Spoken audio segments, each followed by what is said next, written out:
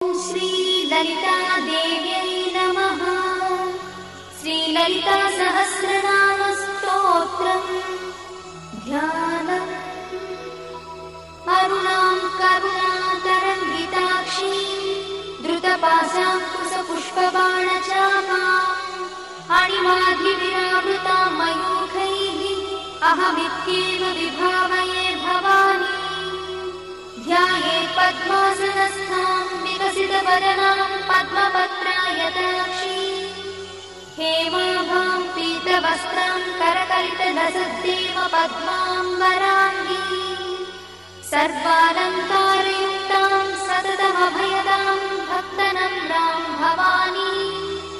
श्रीविद्यां शान्तमूर्तिं सकलसुरक्तां सर्वसम्पत्प्रदात्री